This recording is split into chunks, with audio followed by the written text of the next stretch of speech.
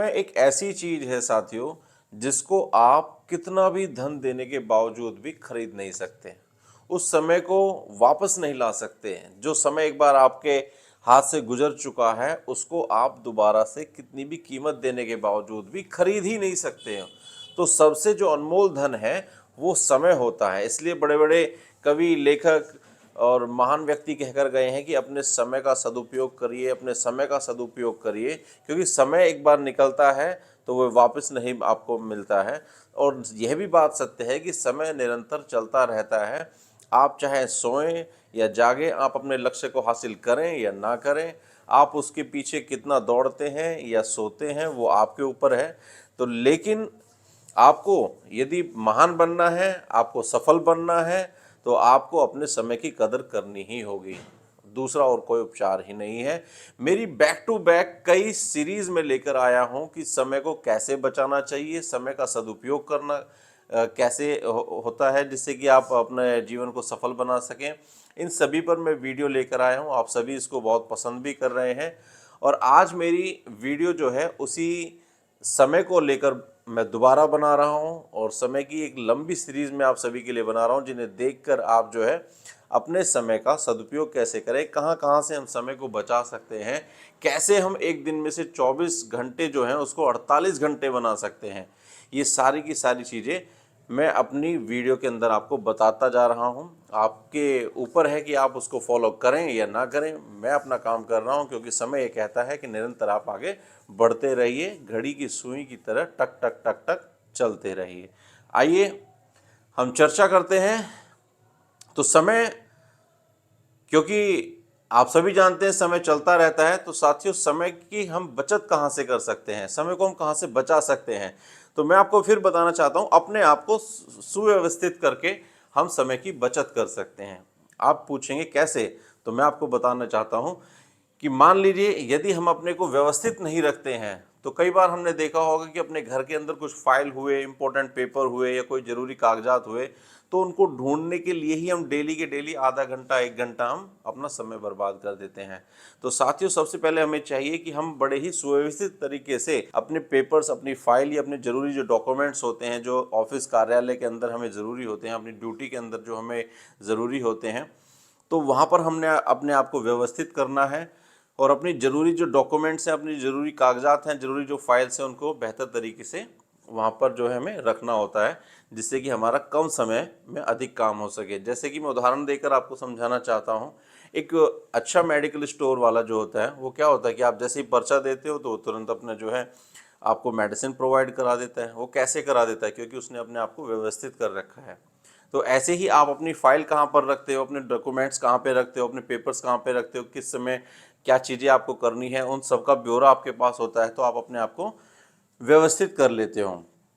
दूसरी जो पॉइंट है उसको मैं बताता हूँ कि अव्यवस्था का एक और रूप है बीमारी। मान लीजिए आप अपने आप को व्यवस्थित नहीं रखते हो, संतुलित आहार नहीं लेते हो, अनियमित नींद नहीं लेते हो और आप अपनी चिंताओं में डूबे रहते हो, तनाव से ग्रस्त रहते हो और जो है अपनी जो हानिकारक आदतों के कारण आप क्या करते हो, कई बार हम बीमार पड़ जाते हैं इन सभी चीज़ों के कारण जो है। तो हम जब बीमार पड़ जाते हैं तो उस अवस्था में हम कोई भी कार्य नहीं कर पाते हैं। कोई रचनात्मक कार्य, कोई महत्वपूर्ण कार्य है, हम बिल्कुल भी उसको हाथ में नहीं ले पाते हैं, ना उसको पूरा कर पाते हैं और हमारे कई दिन जो है बीमारी में ही निकल जाते हैं।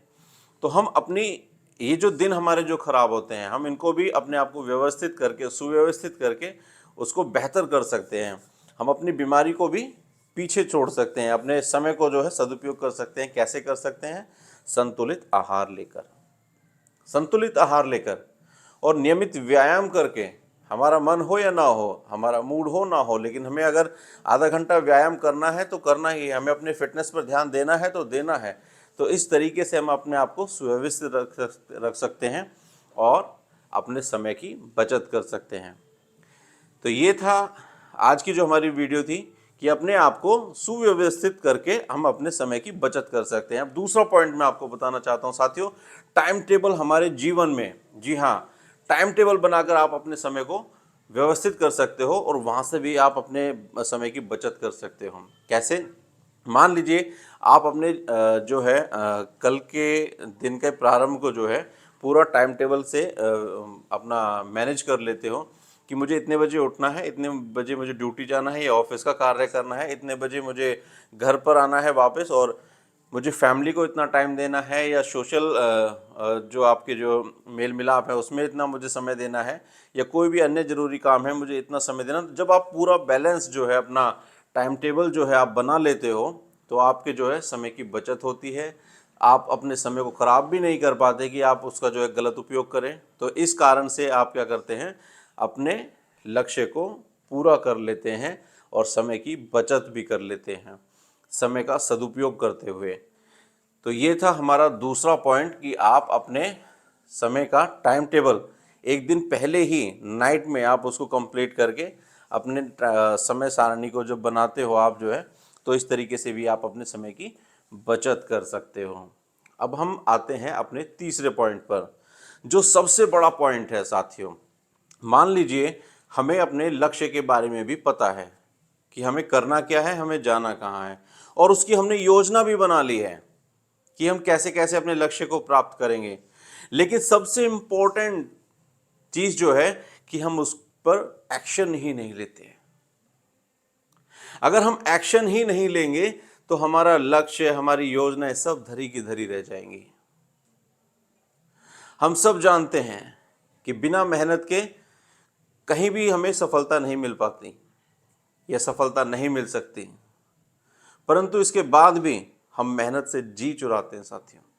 हम नए नए बहाने ढूंढते हैं, काम को टालते रहते हैं, मूड ना होने की बात करते हैं, समय संसाधन की कमियों की बात करते हैं। हम हर वो बहाना लगाते हैं जिससे कि हम अपने जो है कार्य से अपना पीछा छुटा लें। हम काम करने की बजाय हम सारे काम करते हैं कि हमें ये दिक्कत आ रही है, हमें ये परेशानी आ रही है, हमसे ये नहीं हो रहा, आज मेरा मूड नहीं है, आज समय ठीक नहीं है, आज लाइट नहीं है, आज कोई रिश्तेदार आ गया। तो हमने क्या करा, अपने समय का दुरुपयोग किया। अपने लक्ष्य को निर्धारित करने के बाद, उसकी योजना बनाने के बाद भी हमने एक्शन नहीं लिया, इसलिए हम विफल हो जाते हैं साथियों। तो आपको सबसे बड़ा और सबसे इम्पोर्टेंट काम क्या है कि जब भी आप लक्ष्य बना लें, चाहे वो आर्थिक लक्ष्य हो या कोई भी आपके जीवन का लक्ष्य हो जिसे आप हासिल करना चाहते हो, अगर आप उसके ऊपर एक्शन नहीं लेंगे तो आप वहाँ पर भी कदापि नहीं पहुँच सकते, आप अपने लक्ष्य को पूरा नहीं कर पाएंगे। साथियों, आपको अपने लक्ष्य को पाने के लिए, आपका मूड हो या ना हो, अपने आप को जो है एक दृढ़ निश्चय लेना होगा कि मैं अपने जो है मूड का बहाना लेकर कभी भी अपने समय को नष्ट नहीं करूंगा, हमेशा अपने समय का सदुपयोग करूंगा। ये आपको दृढ़ निश्चय लेना होगा। जब भी एक महान लेखक हुए थे, शायद मुझे अभी नाम याद नहीं आ रहा, तो वो हमें जो है ना साथियों, अपने मूड का जो है वो गुलाम बनकर नहीं रहना, हमें अपने मूड को अपना गुलाम बनाना होता है, अपने मूड का स्वामी बनकर हमें रहना होता है।